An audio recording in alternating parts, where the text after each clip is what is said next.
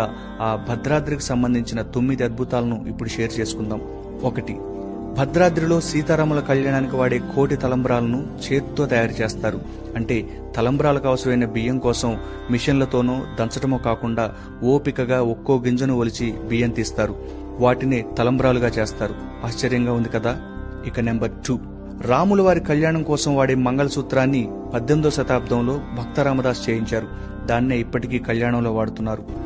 Number 3, Bhadradri కళ్యాణం అంటే బాగా ఫేమస్ ముత్యాల తలంబ్రాలు.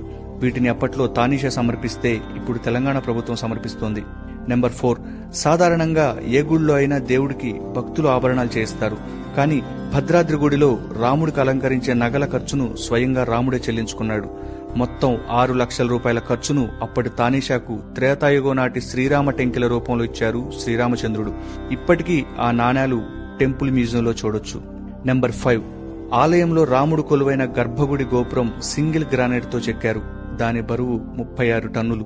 నెంబర్ 6, అదే గర్భగుడి విమాన గోపురంపై కనిపించే సుదర్శన చక్రాన్ని ఎవరూ చేయించలేదు.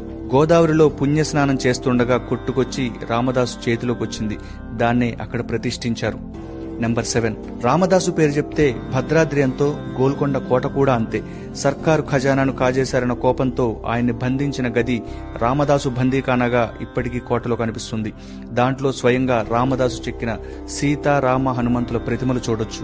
నెంబర్ 8, భద్రాద్రి రాముని దర్శించిన ఆదిశంకరాచార్యులు సాక్షాత్తు వైకుంఠాన్ని అక్కడ చూశారట. అందుకే ఈ ఆలయంలో దేవుడికి వైకుంఠరాముడని పేరు. Last but not least, number 9, రాముడు భద్రుడి కోరిక మేరకు భద్రగిరిపై వెలిశాడు. అందుకే గర్భగుడి పక్కనే భద్రుడి ఆకారం కూడా కొండలా కనిపిస్తుంది. దానికి చెవి ఆనించి వింటే శ్రీరామనామం వినిపిస్తుందని